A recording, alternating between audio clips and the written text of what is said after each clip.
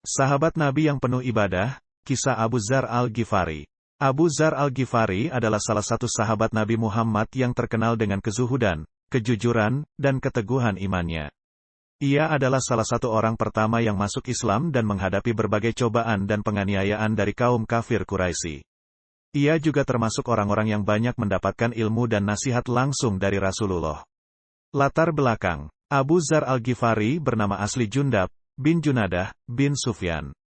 Ia berasal dari suku Ghifar, sebuah suku Arab yang hidup di daerah antara Makkah dan Madinah. Suku Ghifar dikenal sebagai suku yang miskin, terbelakang, dan sering melakukan perampokan terhadap kafilah-kafilah dagang yang lewat di dekat mereka. Abu Dzar Al-Ghifari sejak kecil sudah memiliki sifat yang jujur, adil, dan berani. Ia tidak suka dengan kebiasaan buruk suku Ghifar yang suka merampok dan menyembah berhala. Ia selalu mencari kebenaran dan mengharapkan adanya nabi yang akan membimbing umat manusia ke jalan yang lurus. Masuk Islam. Ketika Abu Dzar Al-Ghifari mendengar kabar bahwa ada seorang nabi yang muncul di Makkah, ia segera mengutus saudaranya, Anis bin Junadah, untuk menemui nabi tersebut dan mengetahui ajarannya. Namun, saudaranya kembali tanpa membawa informasi yang jelas. Ia hanya mengatakan bahwa nabi tersebut mengajarkan sesuatu yang baik dan melarang sesuatu yang buruk. Abu Dzar Al-Ghifari tidak puas dengan jawaban saudaranya. Ia kemudian memutuskan untuk pergi sendiri ke Makkah untuk menemui nabi tersebut. Ia membawa bekal air dan kurma, serta membawa pedangnya untuk berjaga-jaga. Setelah sampai di Makkah, ia tidak berani bertanya kepada siapapun tentang nabi tersebut, karena takut ditangkap oleh kaum Quraisy. Ia hanya diam-diam mengamati orang-orang yang keluar masuk Masjidil Haram. Akhirnya, Allah menolongnya dengan mengirimkan Ali bin Abi Thalib, sepupu Rasulullah, yang melihatnya tidur di dekat Ka'bah. Ali menawarkan untuk menginap di rumahnya. Abu Dzar Al-Ghifari menerima tawaran itu dengan harapan bahwa Ali akan membawanya ke nabi tersebut. Namun, malam itu Ali tidak menyebutkan apa-apa tentang nabi tersebut. Keesokan harinya, Abu Dzar Al-Ghifari kembali ke Masjidil Haram dan berharap dapat bertemu dengan nabi tersebut. Namun, ia masih belum berhasil menemukannya. Ali kembali menawarkan untuk menginap di rumahnya. Abu Dzar Al-Ghifari pun menerima lagi tawaran itu. Malam itu, Ali akhirnya bertanya kepada Abu Dzar Al-Ghifari tentang maksud kedatangannya ke Makkah. Abu Dzar Al-Ghifari pun menjawab bahwa ia datang untuk mencari nabi tersebut dan ingin masuk Islam. Ali pun senang mendengar jawaban itu. Ia kemudian membawa Abu Dzar Al-Ghifari ke rumah Rasulullah. Di sana, Abu Dzar Al-Ghifari bertemu langsung dengan Rasulullah dan mendengarkan langsung ajarannya. Abu Dzar Al-Ghifari pun langsung mengucapkan 2 kalimat syahadat dan masuk Islam. Ia menjadi orang ke-6 yang masuk Islam. Menghadapi penganiayaan. Setelah masuk Islam, Abu Dzar Al-Ghifari tidak dapat menahan diri untuk menyebarkan agama Islam kepada orang-orang di Makkah. Ia ingin agar mereka juga mendapatkan hidayah dari Allah. Ia pun pergi ke Masjidil Haram dan mengumandangkan azan di tengah-tengah orang-orang yang sedang menyembah berhala. Ia juga mengumumkan bahwa ia telah masuk Islam dan mengikuti nabi tersebut. Tindakan Abu Dzar Al-Ghifari ini tentu saja menimbulkan kemarahan dan kebencian dari kaum Quraisy. Mereka segera menyerangnya dan memukulinya dengan keras. Abu Dzar Al-Ghifari tidak dapat melawan karena ia sendirian. Ia hanya bersabar dan bertawakal kepada Allah. Ia juga terus mengucapkan kalimat tauhid dan memuji Allah. Abu Bakar, sahabat Rasulullah yang lain, melihat kejadian itu dan segera menolongnya. Ia membujuk kaum Quraisy untuk berhenti memukuli Abu Dzar Al-Ghifari. Ia juga memberitahu mereka bahwa Abu Dzar Al-Ghifari berasal dari suku Ghifar, yang dikenal sebagai suku yang berani dan kuat. Ia mengancam bahwa jika mereka terus menyakiti Abu Dzar Al-Ghifari, maka suku Ghifar akan membalas dendam kepada mereka. Kaum Quraisy pun akhirnya berhenti memukuli Abu Dzar Al-Ghifari. Namun, mereka tetap membenci dan mengancamnya. Mereka juga melarangnya untuk berbicara tentang agama Islam di depan umum. Abu Dzar Al-Ghifari pun kembali ke rumah Rasulullah dan menceritakan apa yang terjadi padanya. Rasulullah pun memuji keberanian dan kesabaran Abu Dzar Al-Ghifari. Ia juga menasihatinya untuk lebih berhati-hati dan tidak menimbulkan fitnah. Abu Dzar Al-Ghifari kemudian memutuskan untuk kembali ke suku Ghifar dan menyebarkan agama Islam di sana. Ia berhasil mengajak banyak anggota suku Ghifar untuk masuk Islam, termasuk saudara-saudaranya sendiri. Ia juga membentuk sebuah komunitas Muslim yang taat dan rajin beribadah di daerah tersebut. Menemani Rasulullah, Abu Dzar Al-Ghifari tetap menjalin hubungan dengan Rasulullah meskipun ia tinggal jauh dari Makkah. Ia sering mengirim utusan untuk menanyakan kabar Rasulullah dan perkembangan agama Islam. Ia juga sering datang ke Makkah untuk menemui Rasulullah dan mendapatkan ilmu darinya. Salah satu kunjungan Abu Dzar Al-Ghifari yang terkenal adalah ketika ia datang ke Makkah pada tahun ke-7 kenabian, yaitu tahun yang disebut sebagai tahun Amul Husni, atau tahun kesedihan, karena Rasulullah kehilangan istrinya, Khadijah, dan pamannya, Abu Talib. Pada saat itu, kaum Quraisy semakin meningkatkan penganiayaan terhadap Rasulullah dan para pengikutnya. Abu Dzar Al-Ghifari datang ke Makkah dengan membawa hadiah untuk Rasulullah berupa unta, kurma, susu, mentega, dan madu. Ia juga membawa sejumlah anggota suku Ghifar yang telah masuk Islam untuk bersaksi di depan kaum Quraisy bahwa mereka telah menerima agama Islam dan mendukung Rasulullah. Abu Dzar Al-Ghifari kemudian bertemu dengan Rasulullah di rumah Arkam bin Abi Arkam, salah satu tempat rahasia para Muslim beribadah di Makkah. Di sana, ia juga memberikan hadiah-hadiahnya kepada Rasulullah dan mengucapkan salam dan belasungkawa atas musibah yang menimpa Rasulullah. Rasulullah pun menyambutnya dengan hangat dan senang. Ia juga menerima hadiah-hadiahnya dan membagikannya kepada para sahabat yang lain. Abu Dzar Al-Ghifari kemudian meminta izin kepada Rasulullah untuk tinggal bersamanya selama beberapa hari agar ia dapat belajar lebih banyak tentang agama Islam. Rasulullah SAW pun mengizinkannya dan memberikan tempat untuknya di rumah Arkam bin Abi Arkam. Selama beberapa hari itu, Abu Dzar Al-Ghifari banyak mendapatkan ilmu dan nasihat dari Rasulullah. Ia juga banyak bertanya tentang hal-hal yang berkaitan dengan akidah, ibadah, akhlak, dan syariah. Rasulullah SAW pun menjawab semua pertanyaannya dengan sabar dan jelas. Salah satu pertanyaan yang terkenal adalah ketika Abu Dzar Al-Ghifari bertanya kepada Rasulullah SAW tentang amalan yang paling dicintai oleh Allah. Rasulullah menjawab, amalan yang paling dicintai oleh Allah SWT adalah salat tepat pada waktunya, kemudian berbakti kepada kedua orang tua, kemudian berjihad di jalan Allah. Abu Dzar Al-Ghifari pun menghafal jawaban itu dan berusaha untuk mengamalkannya sepanjang hidupnya. Hijrah ke Madinah. Setelah beberapa hari tinggal bersama Rasulullah SAW di Makkah, Abu Dzar Al-Ghifari kembali ke suku Ghifar dan melanjutkan dakwahnya di sana.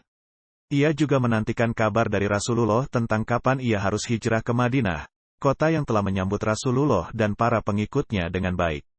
Kabar itu akhirnya datang pada tahun kedua Hijriah, ketika Rasulullah mengirimkan surat kepada Abu Dzar Al-Ghifari yang berisi perintah untuk hijrah ke Madinah.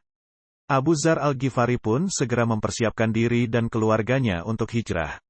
Ia juga membawa sejumlah unta, kambing, dan kurma sebagai hadiah untuk Rasulullah. Abu Dzar Al-Ghifari tiba di Madinah bersamaan dengan rombongan sahabat lainnya yang berasal dari suku Aslam. Mereka disambut dengan gembira oleh Rasulullah dan para sahabat yang lain. Rasulullah SAW pun memberikan tempat tinggal untuk mereka di dekat Masjid Nabawi. Abu Dzar Al-Ghifari merasa sangat bahagia dapat tinggal bersama Rasulullah dan para sahabat yang lain di Madinah. Ia merasa bahwa ia telah menemukan rumah dan keluarga baru yang penuh dengan kasih sayang dan keimanan. Ia juga dapat lebih banyak belajar dari Rasulullah dan mengikuti aktivitas-aktivitasnya. Berjuang di jalan Allah. Abu Dzar Al-Ghifari tidak hanya belajar dari Rasulullah, tetapi juga berjuang bersamanya di jalan Allah. Ia ikut serta dalam berbagai peperangan yang dilakukan oleh kaum muslimin melawan musuh-musuh Islam. Salah satu peperangan yang terkenal adalah peperangan Badar, yaitu peperangan pertama antara kaum muslimin dengan kaum Quraisy. Peperangan ini terjadi pada tahun kedua Hijriah, ketika kaum Quraisy mengetahui bahwa kaum muslimin berencana untuk menyerang kafilah dagang mereka yang kembali dari Syam. Kaum Quraisy pun mengirimkan pasukan besar yang berjumlah sekitar 1.000 orang untuk menghadapi kaum muslimin. Sementara itu, kaum muslimin hanya berjumlah sekitar 300 orang. Mereka juga kurang persenjataan dan perbekalan. Namun, dengan izin Allah, kaum muslimin berhasil mengalahkan kaum Quraisy dengan bantuan malaikat yang diturunkan oleh Allah. Kaum Quraisy pun mengalami kekalahan besar dan banyak dari mereka yang tewas atau ditawan. Abu Dzar Al-Ghifari ikut berperan dalam peperangan Badar. Ia termasuk salah satu orang yang bertugas menjaga perbekalan kaum muslimin di belakang. Ketika ia melihat bahwa peperangan telah dimulai, ia tidak dapat menahan diri untuk ikut berperang.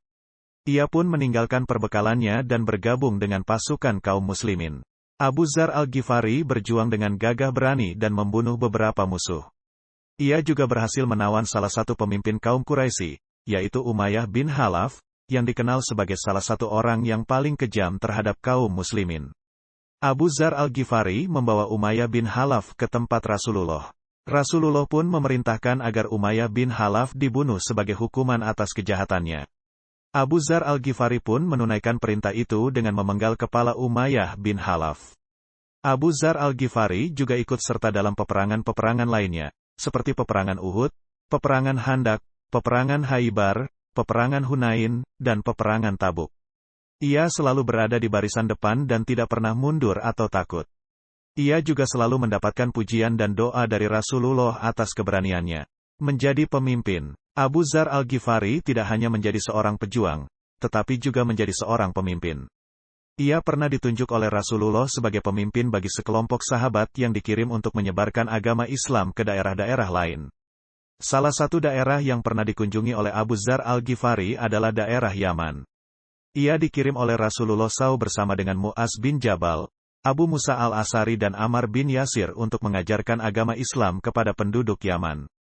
Abu Dzar Al-Ghifari dan rombongannya berhasil melakukan dakwah di Yaman dengan baik. Mereka berhasil mengajak banyak orang untuk masuk Islam dan membina mereka agar menjadi muslim yang taat dan solih.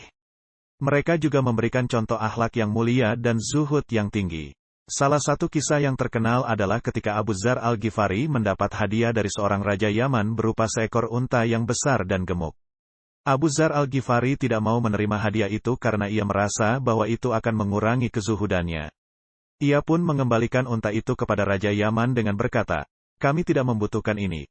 Kami hanya datang untuk mengajarkan kepada kalian kitab Allah dan sunnah Rasul-Nya." Wafatnya, Abu Dzar Al-Ghifari tetap setia kepada Rasulullah hingga akhir hayatnya. Merasakan kesedihan yang mendalam ketika Rasulullah wafat pada tahun 11 Hijriah. Ia juga merasakan kehilangan yang besar ketika para khalifah yang menggantikan Rasulullah, yaitu Abu Bakar, Umar bin Khattab, dan Utsman bin Affan, juga wafat satu persatu. Abu Dzar Al-Ghifari tetap hidup di Madinah selama masa kekhalifahan Ali bin Abi Thalib, khalifah keempat yang merupakan sepupu dan menantu Rasulullah. Ia juga tetap menjaga kezuhudan dan kejujurannya. Ia tidak pernah menginginkan jabatan atau harta dunia. Ia hanya menginginkan ridha Allah dan Rasul-Nya. Namun, Abu Dzar Al-Ghifari juga tidak segan untuk menyampaikan kebenaran dan menegur kesalahan. Ia sering mengkritik para pejabat dan orang-orang kaya yang tidak adil dan boros dalam mengelola harta umat. Ia juga menyerukan agar harta umat dibagikan secara merata kepada orang-orang miskin dan fakir. Tindakan Abu Dzar Al-Ghifari ini tentu saja menimbulkan kemarahan dan kebencian dari sebagian orang-orang yang merasa tersinggung. Mereka berusaha untuk menjauhkan Abu Dzar Al-Ghifari dari Ali dan menghasutnya agar mengusirnya dari Madinah. Ali pun akhirnya terpaksa mengirimkan Abu Dzar Al-Ghifari ke daerah Rabdah, sebuah daerah tandus dan sepi di pinggiran Madinah.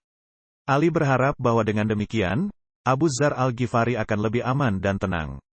Ia juga berpesan agar Abu Dzar Al-Ghifari bersabar dan bertawakal kepada Allah. Abu Dzar Al-Ghifari pun menerima perintah Ali dengan ikhlas. Ia berangkat ke Rabdah bersama dengan istrinya dan anaknya. Di sana, ia hidup dalam kesederhanaan dan kesunyian. Ia hanya memiliki satu unta, satu kambing, dan sedikit kurma sebagai bekal hidupnya. Abu Dzar Al-Ghifari tidak merasa kesepian atau bosan di Rabdah. Ia justru merasa lebih dekat dengan Allah dan Rasul-Nya. Ia banyak menghabiskan waktu untuk beribadah, berzikir, membaca Al-Quran, dan mempelajari hadis-hadis Rasulullah. Abu Dzar Al-Ghifari juga tidak melupakan dakwahnya. Ia tetap menyebarkan agama Islam kepada siapapun yang lewat di dekatnya. Ia juga memberikan nasihat-nasihat yang bermanfaat kepada mereka. Ia juga sering menerima kunjungan dari para sahabat yang lain yang ingin menziarahinya dan mendapatkan ilmu darinya. Abu Dzar Al-Ghifari akhirnya wafat di Rabdah pada tahun 32 Hijriah, pada usia sekitar 70 tahun. Ia wafat dalam keadaan zuhud dan solih. Ia tidak meninggalkan harta apapun selain unta, kambing, dan kurma yang ia miliki. Istrinya pun menangisi kematiannya dengan sedih. Ia juga bingung bagaimana cara mengurus jenazahnya. Ia tidak memiliki orang yang bisa membantunya untuk mengkafani, mensalatkan, dan menguburkannya. Namun, Allah tidak membiarkan hambanya yang saleh itu terlantar begitu saja. Allah mengirimkan bantuan berupa rombongan sahabat lainnya yang kebetulan lewat di dekat Rabdah. Mereka adalah Abdullah bin Mas'ud, Malik bin Hubairah, Amr bin Umayyah, dan Abu Burdah. Mereka melihat unta Abu Dzar Al-Ghifari yang sedang berdiri di dekat sebuah tenda. Mereka pun mendekati tenda itu dan bertemu dengan istrinya. Mereka pun mengetahui bahwa Abu Dzar Al-Ghifari telah wafat. Mereka pun merasa sangat sedih dan berduka.